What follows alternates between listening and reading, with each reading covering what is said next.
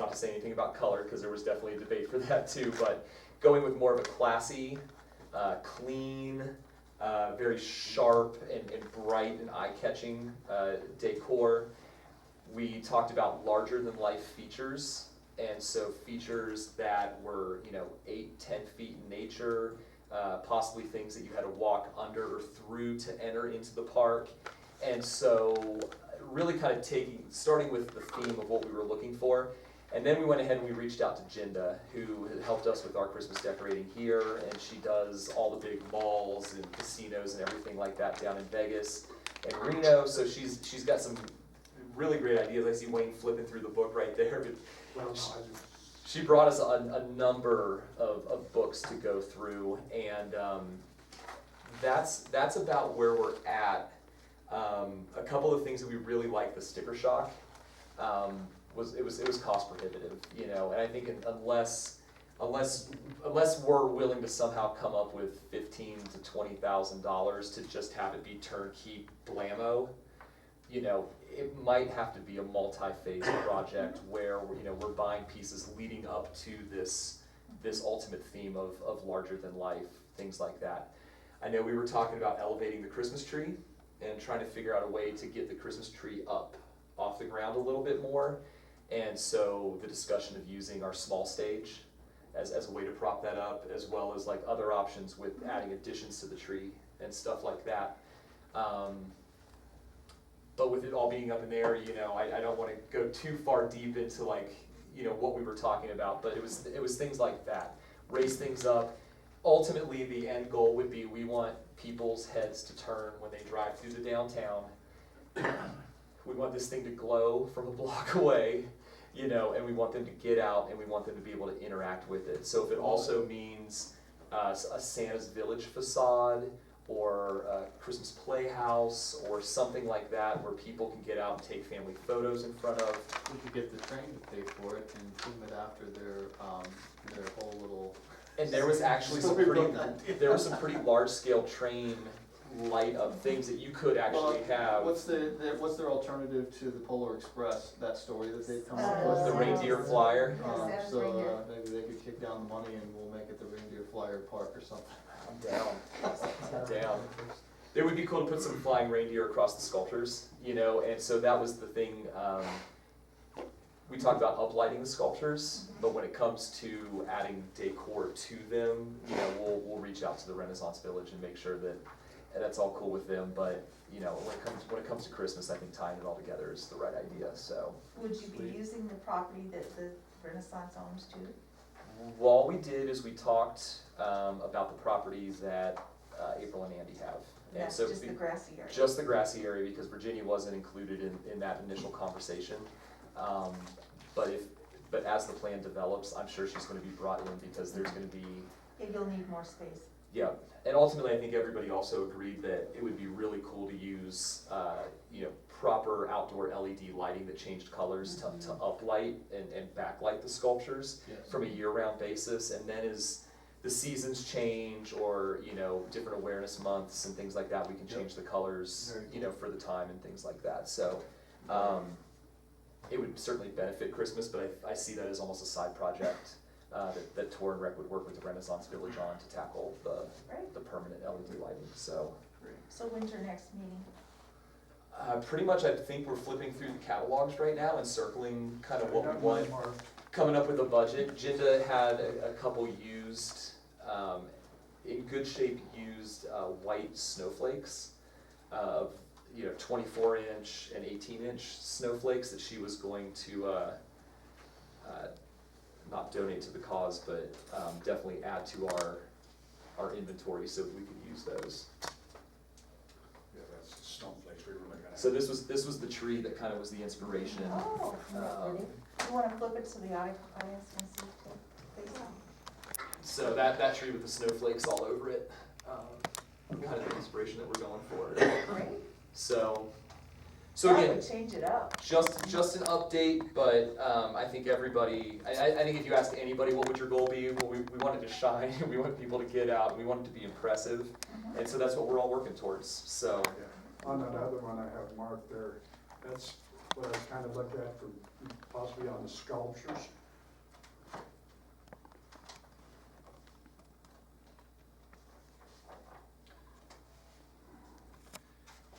These things, Wayne? Something like that, yeah. Uh-huh, yeah, great. Across the street or. So, could we add this to the monthly meetings? A continuous Because this- update? Yes, I think this would be great, so that we keep going with ideas and. keep going. Absolutely, Okay, absolutely. All right, that's all I have. well, thank you. Any discussion on that from anybody? Let's move, oh, Maureen, Yeah, that's just getting rid of those wreaths on the tree. you're not a fan? No. Oh, okay. Okay, we got that established then. Okay. One vote. Noted. Okay, number 9, discussion and for possible action, report from strategic plan meeting with the museum. You've had a lot of meetings. with Man, I'm really sorry you have to continue to hear my voice. So, when was it, July 16th, 15th, something around there, 16th? We called a kind of an action plan, strategic plan meeting with the board of the museum. And what this was is it's a method that I've done with different organizations that have kind of been struggling to get a financial membership, stability underneath of the organization. The Brewery Arts Center was probably like the one that I'm most proud of, but how this meeting went on the 16th, it went really, really well. So what you do is, it's kind of a 5-year vision that I walk the board through that starts with, who are you serving in the next 5 years? Who are your customers? What are their needs? What are their limitations? Considering the customers you're trying to reach, what kind of programming do you need to do that's going to fulfill their needs? So it takes it from out of the survival mode that a lot of organizations are in, where they're just trying to figure out how to keep the doors open the next week, into long-term thinking so that they can come up with some sort of plan. If you wanted to follow through, again, this is just additional late material. The survey is actually there, and I would appreciate, again, any community input. But you're thinking of you're thinking 5 years ahead. So who do we serve? What are their needs? What are their limitations? What programming do we need? What equipment are we going to need to do that programming? What facilities are we going to have to have all of this? And then what upgrades are those facilities going to need over the next 5 years? A lot of the times, things like new chairs or a new roof on a building sneaks up on us when we're in survival mode. And so I wanted, because again, we know that plans and good ideas get money, they get funded. Without having this 5-year plan, how do you know how much you have to go after? How much do you know you need to save? How much do you know you need to earn? And so that goes into the end of the survey, which is, what partnerships in the community do you need? If you're going to be doing an exhibit on old medical equipment, do you have a relationship with the hospital? Well, you should. And then once you've built that relationship, and that opens up fundraising opportunities. And that's included with their geology exhibits, their, paleontology exhibit, like everything. Who do you need to have relationships with? And that was things like the school, the mine, the hospital, Mount Wheeler Power, all these different community organizations that hadn't crossed their mind before, of being like, well, you're actually satisfying some of their needs by housing this stuff. And then after all these relationships and plans and goals and everything was built, how are we going to fundraise for it? And membership development was a big thing, because with a lot of nonprofits, you've got a handful of people, they're doing everything, one person disappears, and now you're like, what do we do? And so a thriving nonprofit, a thriving museum system has memberships, there is annual donations, there is volunteerism, and so that was the big push at the end, is now that we've come up with this, we're gonna take this plan, we're gonna go after it, we're gonna get some money. Now this plan hasn't been created yet, because how we left it was, when I sent out the survey initially, only 2 of them came back, and there was a misunderstanding of what I was looking for. It was answering in the present as opposed to 5 years ahead of now. And so when we walked through it with the group, and there was 6 people in here that night, which is a good turnout for this. It was well, what about money? Money's not an object in a brainstorming session, It's just, tell me your good ideas. And we had them fill out their paperwork, take it home. They are actually due this Friday, and then I'm gonna go ahead and compile all of those answers. And the follow-up meeting is we take all those answers to the board and the people and all of the stakeholders, and we go through and we prioritize it. And we say, we can get this done in a year, we can do this in 2 years, we can do this in 5 years. And you just reverse engineer everything back to the fundraising element so that they know, and I'll use the roof as an example, in 5 years, we're gonna have to replace a roof at the Cherry Creek Schoolhouse. But right now, we've got all these pressing issues that we need to fundraise for, working up towards that moment. And so it gives everybody the 5-year vision, it's time framed, it's budgeted, and you'd be shocked and amazed at how much you can check off a list when you have that matrix in front of you that has all of that, and you just start going through, and I feel like the museum's gonna be the same thing, that, you know, in a matter of years, they're gonna be amazed at how much they've accomplished in the goals that they've set. So this is another one of those items that I'd like to keep on the agenda, and so when we have that next document with all the answers, I'll go ahead and present that as well. And just kind of keep that ball rolling, because as a partner, I feel like we should be lockstep with them, so. That's great, thank you very much. Absolutely. And I do wanna say, and publicly, that they have come a long way. They've done an amazing amount of work at the museum, it's a beautiful facility, it's just going to get better. Absolutely. Okay, any discussion on that? Maureen, you have something?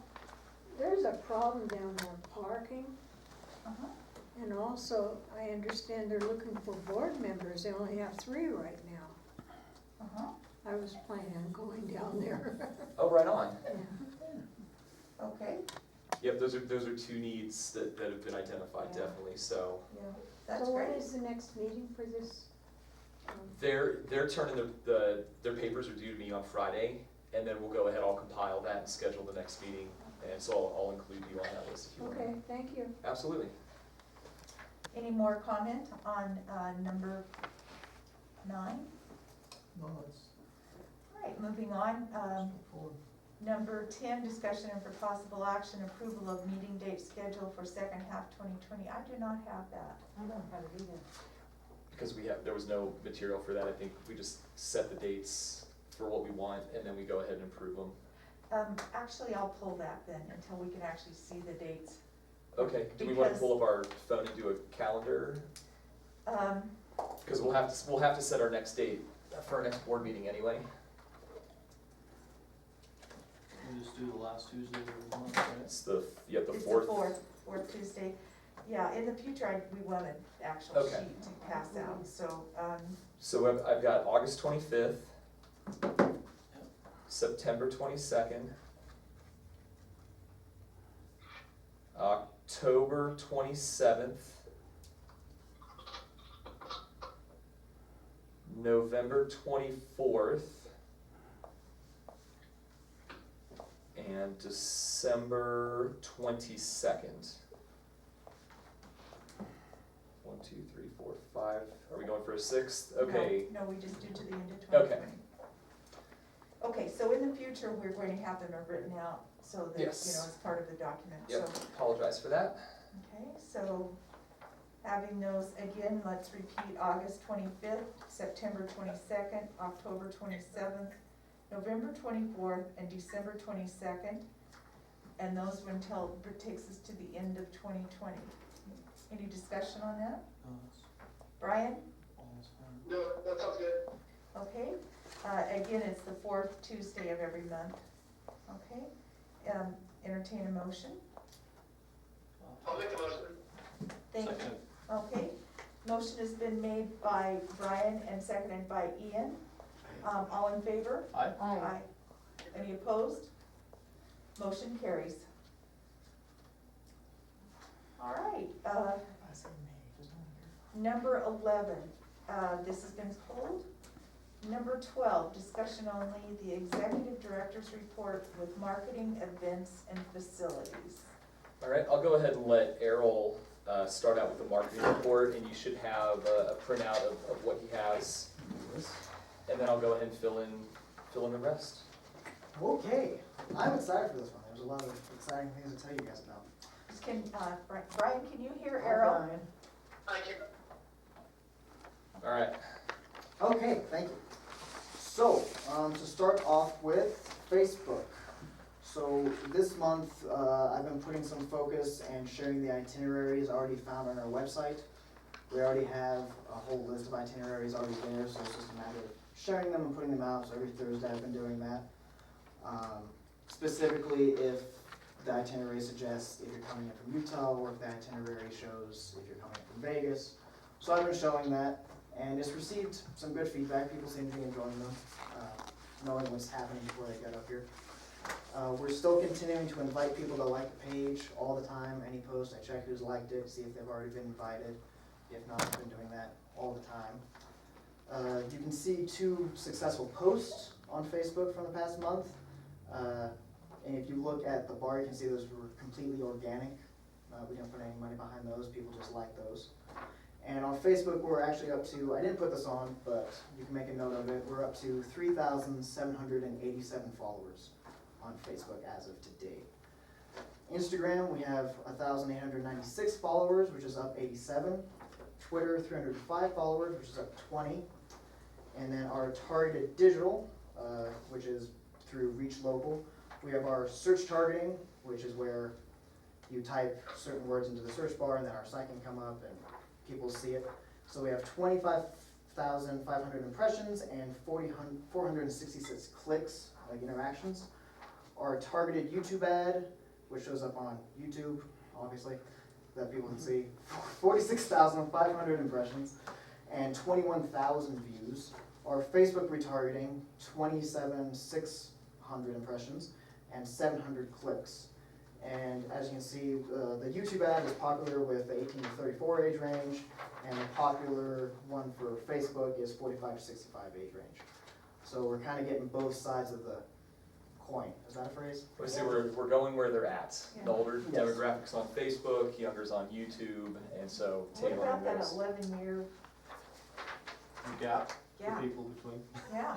They 40, just- but the YouTube actually goes up to 44. So we don't have that 11-year gap because 44-year-olds are drifting more towards the YouTube. I think probably they're just saying what's the most popular, but it's probably some stuff in between, huh? Yeah, Yes. yeah. But I would like to Looking think to that I reflect err more on the side of the younger Yeah. mindset. Yeah. Uh, Something that's not on here, but I've never thought to ask about it, is web traffic, or maybe it's on the back. Yep. Oh, it is, okay, never mind. Hopefully. Proceed. We'll work with me just through Reach Local. Our display targeting, we still have our site retargeting and geofencing's on hold. Okay. Moving on to the Okay, website. so can you explain why it's on hold? Well, it's on hold throughout, we've had it on hold since COVID kind of hit, and we're waiting to put it back since. Because we don't want our marketing to be used in contact tracing. That's- Only the government that's what hijacking it our is. stuff. Social distance even through the digital. Wait until we can really have something. Yeah, Right. that's, That's funny, Ian. that's first. So yeah, and then website. So we average about 10,100 sessions in the last month, which is up 6%. A total of 18,137 page views, an average of 1 minute, 40 seconds looking at pages, so that's up 50%. And we had a bounce rate of 61%, which is about where it's been. So what does that mean? That means when somebody goes on the website, they immediately close it without touching or doing anything else, which usually means, could mean it wasn't relevant to what they thought they were looking for, sometimes. Am I wrong on that? Yeah, So if they leave the website after the landing page without clicking through to another Yeah. page, then it's considered a bounce. Yeah. What would be an ideal bounce rate? I mean, 0, but, well, the lower the bounce rate, the better. The better, yeah, and Yeah. I suppose what's misleading about it, as Kyle just mentioned, it's a bounce rate not necessarily on the home page, it's just the website. So I might have searched for something, come up with an article or something that's on there, read through it, And moved on without clicking on anything Yeah. else, and that would have been considered a bounce rate. like lodging and restaurants. 60%'s not bad, that's. Okay. could be a And lot what worse. we've noticed is when we had articles coming out regularly, when we had our grant with a writer putting out articles, our bounce rate was lower. So we're currently working with multiple people throughout the community to write more articles that we can put out on our website and that people can look at and stuff like that. And our top 5 pages, homepage, always, because that's what people see when they first click on. Lodging, things to do, dining, and about. And there's an extra dot there, just ignoring that. So are there any other tabs besides those? Well, those Those are just the top Okay, five. but are there any others? What are the other ones? So like normally our events calendar would be high on the list, but people didn't go in the last month to our events page. And is that a tab? Yes. Yes, The calendar and yes. future events Okay. is all there. And then underneath those, they're completely separate tabs, so those are the main ones. Okay, And then just general updates. A new article that is coming, that will be written within the next month or so, is an article on Jathan Cates Kerouac's restaurant over in Baker. We extended the mountain bike mission that we were doing in June, we extended it till the end of August. Got So, 2 more today. 2 more. 2 more in today, yeah. We had 2 new features in publications thanks to East River, our PR firm. And those were in California Life HD, which is a blog by Heather Dawson, and Arizona Driver Magazine. And those are both available online. We've currently, and this is a biggie, been working with Jay to update our top 10 places to top 15 places. And we currently have a brand new poster and working on the brochure. What will be the top 15. And it's looking good. And, so, when will this be published? Though that actually has been sent to the printer and will be getting to us shortly. So the posters will be up around town, and as soon as those come in, we'll go around and we'll put all those up in all the different locations. And then with the brochure being a little bit more labor intensive, where we've got a few more things that we've got to work on, and then we'll go ahead and send that out for final approval. I think the main thing is just check spelling. I hate misspellings, so everybody look for misspellings. But yeah, other than that, I think it looks sharp. It definitely, it added things like fishing, mountain biking, OHV. What else did we have in there? Renaissance Village was officially added. Okay.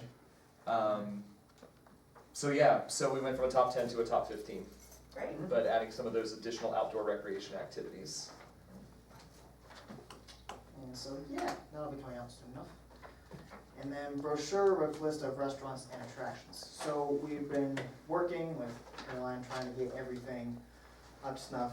It will be this list, same thing as Kyle's, it's a working draft list. Could you maybe hand that out when you get through to all the audience too? Yes. While you're handing that out, Earl, do you mind if I just explain that?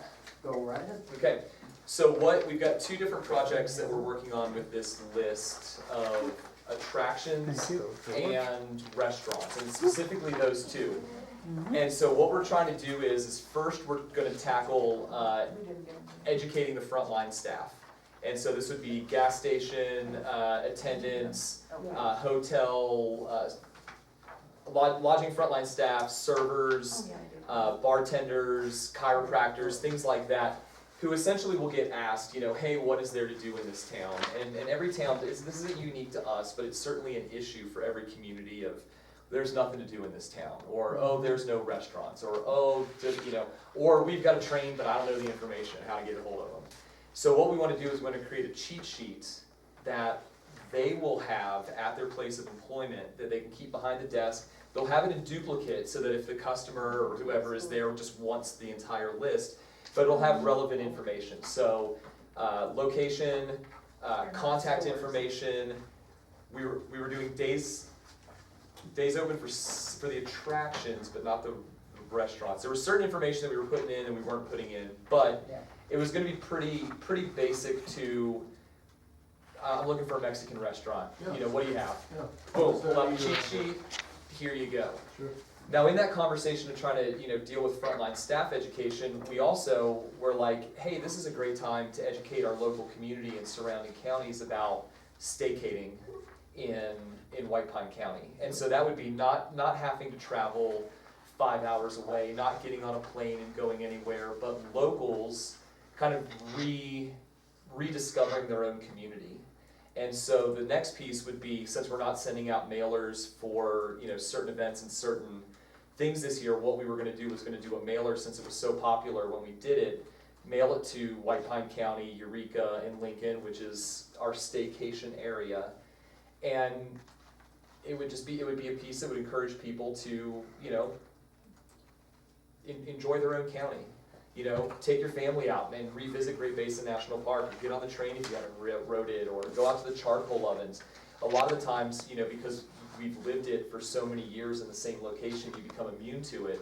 But now's a great time to go ahead and get out. So that's what Errol's been working on, this list, and it has gone out to a number of people in the community, again, as a working document, but the goal is gonna be educating our frontline staff so they can have a better visitor experience, educating our local community so that they're supporting our businesses and attractions when visitor counts are lower. And it'll be great for visitors too, to like look on it and say, okay, yeah, here are places to go, if I want a place to eat, you know, and they think Denny's is the only place, well, that just ain't true, you know, there's I think there are 39 in the county. And we can say, oh, well, it's all on our website, you know, but sometimes it's just Yeah. better to have something to hand over. But I don't think all of these are on the website. I have not seen, I mean, I could be wrong, but I haven't seen some of these like crispy. crispy country chicken. Yeah, Well, that wasn't on the list before, so as this gets completed, we'll. Yeah, and as this They gets have done, them. and that's it, I think it's cool because a lot of the projects we do are kind of in step with improvements of other things that, you know, were done a couple years ago, so. Okay, that's great. And it'll be one of those things to share on social media as well. So where are these going to be located? So it's gonna be obviously lodging and restaurants, but we're also talking gas stations, doctor's office, dentist, chiropractor, the laundromat. I mean, really everywhere and anywhere that anybody would suggest. I mean, we're not, this isn't limited to just certain places. So if it was the tire place or, you know, whatever, we'd be happy to get these out to their staff and kind of go over it with them when we drop them off and just kind of be like, hey, this is how you can use this and this is what this is for, you know. So obviously if you've got suggestions of where it can go, you know, anywhere countywide would be appropriate. Again, because we're going to design them in two different ways. One of them is going to be For employees. more for employees, and it's going to take on the cheat sheets, a designed, visually appealing cheat sheet. And one of them is going to be much more visually appealing because it's going to go out to the local population and try to encourage the staycation. And just like the meeting room guide, get out your red pens, want as many eyes looking at it as possible, any mistakes, anything to add, please let us know. Great. We don't want to leave anyone out. Yeah, they are. Oh, well, no, it's a different thing. Okay, so, And- There are a couple more things. yeah, Yeah, there's always one. Well, just an update, we had influencer Allison Laypath was in town last week in content, and she was contacted through our PR firm, East River. Kyle actually met with her. So she tackles family travel in the Salt Lake City area. And so that was one of the things that East River reached out to the influencers. She reached back.